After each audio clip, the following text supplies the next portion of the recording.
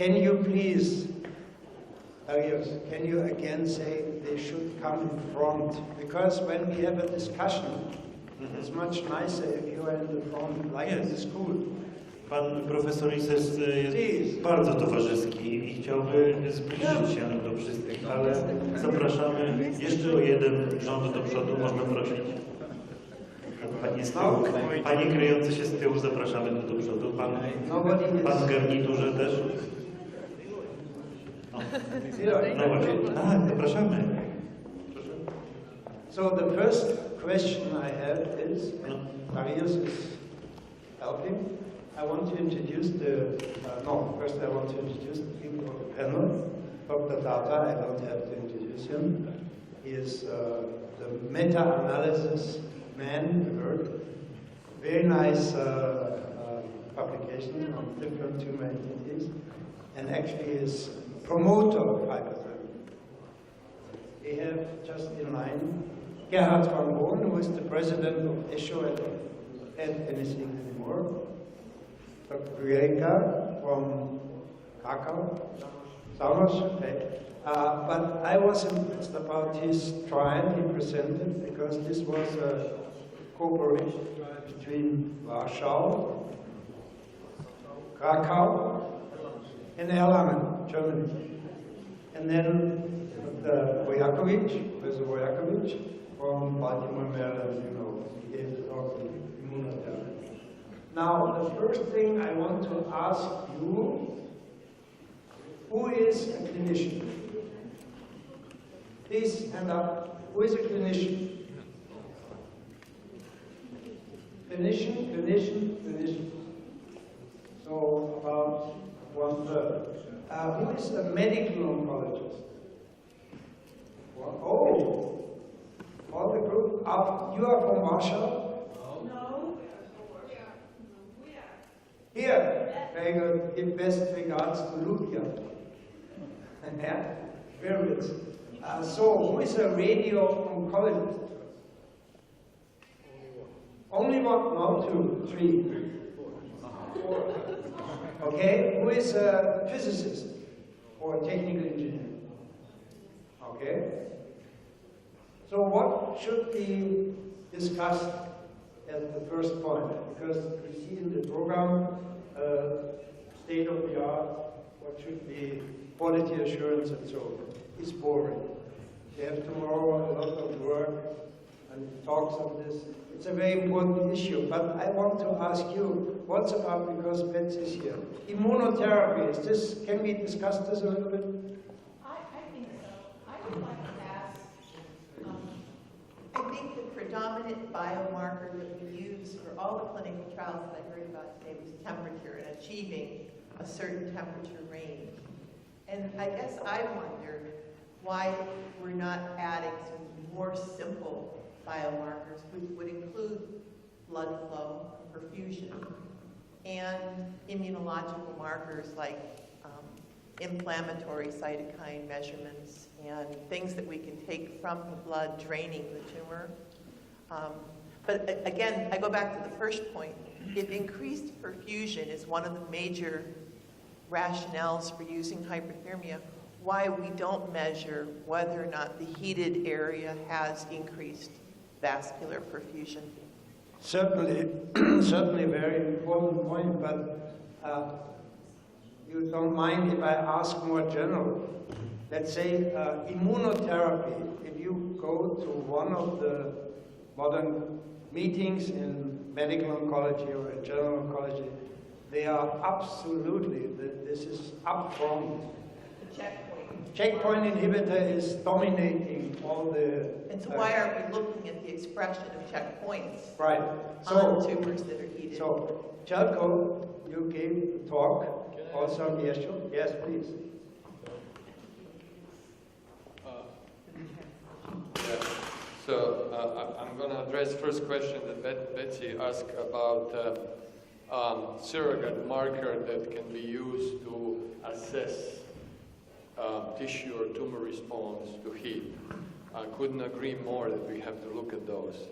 So in my clinical practice, actually, what we are doing when we are treating some of these tumors and measuring temperature, there is, as you all saw today, there is this lead-in phase when you're increasing temperature.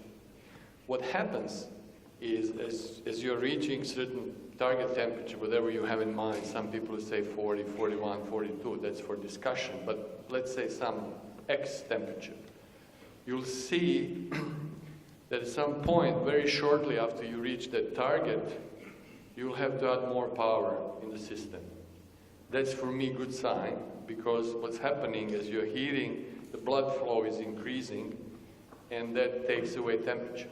So you need to put more power from your system, whatever system you're using, to maintain that level of your target temperature. That means your perfusion is increasing, you're bringing more blood flow, you're doing all these good things that are coming with hyperthermia. I think that would be one potential surrogate marker that can be done easily on the surface if you are treating superficial tumors and also deep-seated tumors. What's going to really change our way how we're looking in hyperthermia and not necessarily focusing on that number of temperature is development on non-invasive thermometry. For me, that's important because we're not going to be looking in thermal maps and temperature, but we're going to be able with MRI to assess physiological changes associated with heat, which is again perfusion, changes in perfusion, also permeability, because tumor blood vessel is going to be leaky, more leaky, which is important for drug delivery, immunotherapy delivery, and also we'll be able with MRI to do MRI spectroscopy. You're going to be able to measure changes in pH, actually instantly when you're doing this sequence. So this would be first time that somebody can really see what treatment does to tumor physiologically, which can be then used for assessment of treatment, prediction of the response, and so on. So I think that technological advance is going to be very, very important. The second point, briefly, is immune checkpoint inhibitors. They are emerging rapidly in the market. They're getting approved by FDA. They've been used in clinic, and also in combination with different treatment with the cytotoxic agent, with the radiation therapy. We, as a hyperthermia specialist, should not be behind. We should lead. Because there is, in my mind, no better strategy or hyperthermia or cancer treatment technique that can boost, improve immunotherapy. So when we are designing clinical trial, and I want to emphasize this, we have to look what's going to happen 5 years from now. Dr. Isselsa showed today how long does it take to finish clinical trial. So if you are planning trial now, you have to really have a vision. What is to happen 5 years from now? Because if you are doing trial now on the recent contemporary kind of philosophy that this is standard of care, so we're going to do this, you might miss the boat because 5 years from now, this trial that you're going to publish or finish is going to be obsolete because immunotherapy might be predominant. If we are not doing trials with, let's say, immunotherapy or some other latest technologies, we will be left again trying to repeat radiation plus minus heat, chemotherapy plus minus heat, and so on and so forth. I think that's important. Yeah, I have it. Let me come to, this is very important, especially what you said about the MRI technique. Gerd, I only want to comment one further comment on the MRI. You are using this combined with the regional hyperthermia approach with your GE magnet. Yeah. Very briefly, I mean, it sounds easy to do the perfusion measurements with DWI, with the MR, but you have to have the patient back on the same position. We are currently investigating that to do it during hypothermia because I'm wondering whether we have sufficient sensitivity to detect MR flow differences if we do it 1 day or 2 days afterwards. So what we want to do is to have the DWI prior to the hypothermia, during the hypothermia, and at the end of the hypothermia session. And then because you do not want to move the patient in between also. So there is it's a very good suggestion, and we have picked it up. Yeah. But to implement it is still Not so challenging. easy. That's it. So come to the immunotherapy part. Let me ask you a provocative statement. When the checkpoint inhibitors in our hospital has nothing to do with hyperthermia, independent of hyperthermia, is used, they told me, you see, and I see this too, very, very interesting responses in, let's say, even bronchial cancer. So you have pulmonary cancer, which was not treated before, and you see responses. You see it in melanoma, that is clear, and in renal cell cancer and in other entities. But what they also tell you more and more, the hype, which was Alexander Eggermont 3 years ago, medical oncology has breakthrough and everything is done. 80% do not respond. And what I get from all the immunotherapists, and maybe you can comment on this, Betsy, is that the checkpoint inhibitor revigorates the immune cells, which in cancer patients is not working. And I think you mentioned this in this morning and some other talks. But that the checkpoint inhibitor, come to the moment for hyperthermia, the checkpoint inhibitor, that he can work this concept. You need the cells at the site of the tumor. Now I can tell you, which is unpublished. In our sarcoma trial, and I presented the data on ESMO 3 years ago, we have about 130 biopsies done. And this is hard to publish because these are not paired biopsies. That means not before and after from the same patient getting neoadjuvant chemo or neoadjuvant chemo plus heat. But we had part of them paired. And it was interestingly for me to see that the infiltration lymphocytes, the TILs, unpublished. Don't take this as a final statement. But there is a significant trend that the cells go to the tumor in the heated arm. So if this would, just as an idea, taken by some of the centers, and how we did it, we did a biopsy before, which is routine. And you need a central point in Poland to look for TILs on the TMA, tissue microarray. It's common practice, yeah? Pathologists will do it. But then you need another biopsy after treatment, at the time of the resection. And then you compare whether or not, before and after your heat treatment, more cells come in. If you can show this, everybody outside of the hyperthermia field will jump on hyperthermia. Because I learned that this is a, how do you call this, a very difficult situation for the companies producing these drugs, saying we need the cells at the tumor, but we don't know how to get them on the tumor. Betsy, you want to comment on this? Is this an idea which maybe... I couldn't agree more. Interestingly, the terminology which has become very prevalent in the field is cold tumors versus hot tumors. And for all of us, that has a double meaning in the hyperthermia field. But when you hear the term cold tumor, that refers by immunologists to these tumors that are devoid of a lymphoid infiltrate. Right. And that yet there are other tumors that are just filled with TIL and other markers which suggest a better outcome after checkpoint inhibitors. But there's even one more step. Even if you have T cells in tumors, they can be exhausted or tolerized. So not every cancer seems to be associated with that phenotype.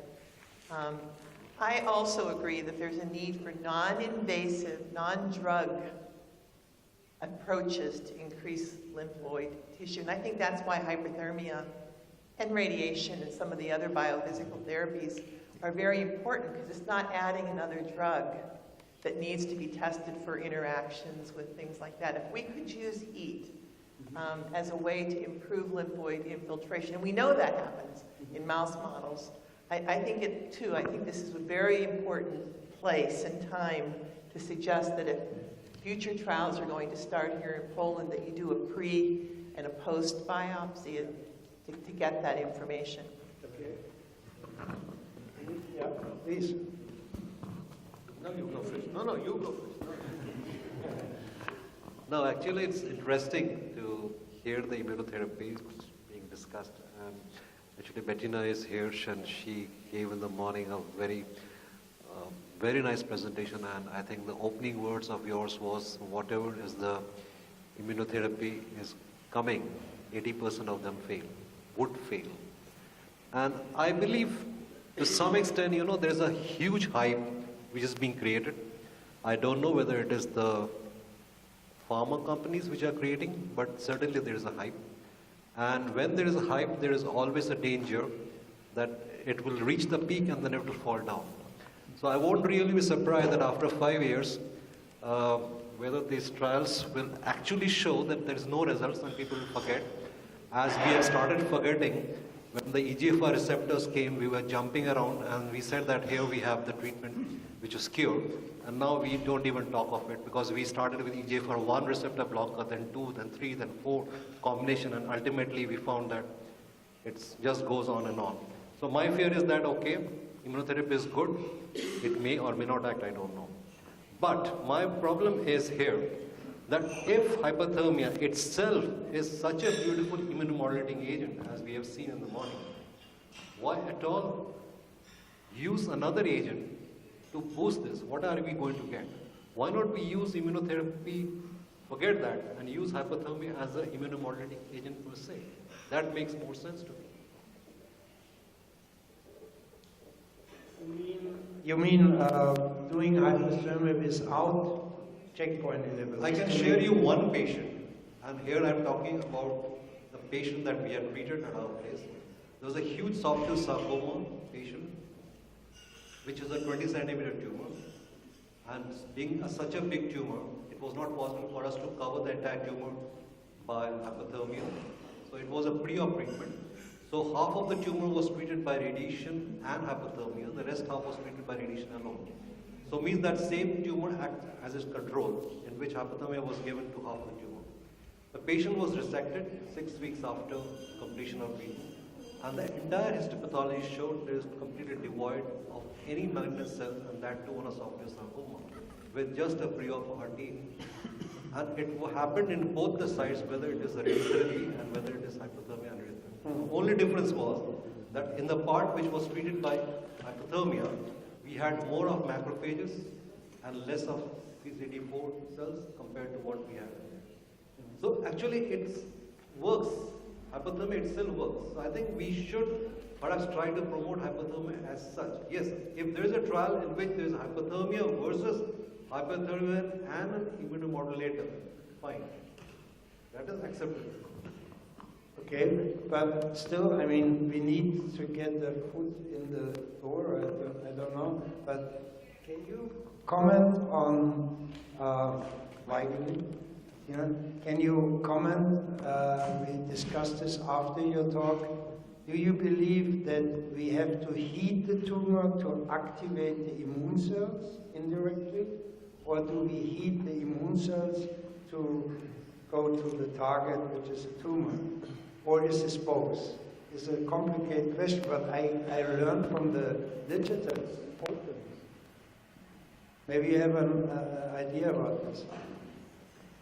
No, indeed, I think that question is still open and probably... Sorry, can you speak indeed, a little bit louder and slowly?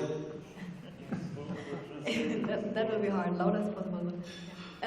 No, indeed, that question is still open, I think, and probably the answer eventually will be both. So from our studies, we cannot distinguish if we're actually targeting the tumor cells and making them weaker towards the T-cell attack, or if we're actually strengthening the T-cells. However, we looked at an in vitro system largely, where we look at isolated tumor and T-cell interactions, right? If we think about a tumor, the situation is way more complicated, like just increasing blood flow, which is a parameter we only have in a real tumor in vivo, will most certainly bring more immune cells to the tumor. And that's a totally different effect, which we cannot study in the system in vitro outside of the body, right? So I think we have multiple effects which eventually work together, and unfortunately I fear it will depend very much on the tumor type, the tumor location, the tumor stage, the timing of the different therapies we applied. We can go on forever, it will be very tricky. So I think getting biomarkers and ideally non-invasive monitoring of what happens directly after therapy, from which we can go on and plan the next step, would be ideal. Maybe a bit futuristic, but because already taking biopsies is critical. The tumor is so heterogeneous. So usually you have areas with no T cells at all, and you have areas with a lot. Okay, 2 minutes left, Edward. We have only this. I want to make a statement. Yeah, so what I heard from you is exactly in line with Bettina, with what I had in mind, and that is, this is a great opportunity to be here in Poland, where we have a lot of, maybe, hopefully, a lot of people, but we have to work together. Hyperthermia is multidisciplinary, and I have admired it's about working with immunology and seeing whether I can measure something, and then I run up to something that we do not have in our university, the level I wanted. And this is where I would like to invite you to discuss with me what we can do in the clinic, and we may form groups of people where we can help you, because you don't have the clinical application. You have the whole body application, but we have to cooperate here to have the level of knowledge that is required to make a successful application, and then we can do this clinical studies. Well, 1 minute left. Yes, Dr. Kudelka, could you serve as a mediator for such collaboration in Poland beside Warsaw, Erlangen? But you are involved in ESHO, you are involved in PTHO, you know all the people. We need somebody from the ESHO who is really a corresponding person who could help us. I think clinical trials are important, not anecdotal case reports, but the data. In the evidence-based medicine, driven medicine, we should have proofs from clinical trials. That's my point of view as simple radiation oncologist. In radiation oncology, we have the method which gives us some probability of cure.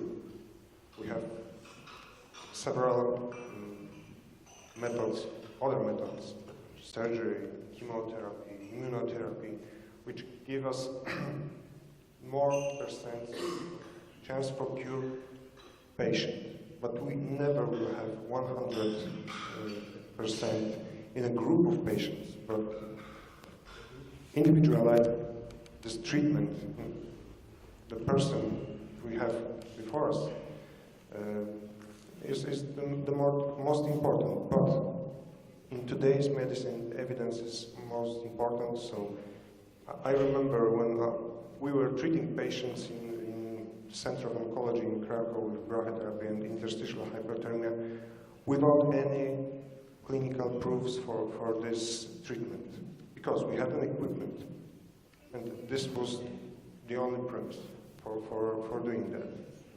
And then I was searching for a group who will show me how to develop the protocol of clinical trial, and I found the Isselsa Circle meetings, which are 3 or 4 times a year in Erlangen, near the Erlangen.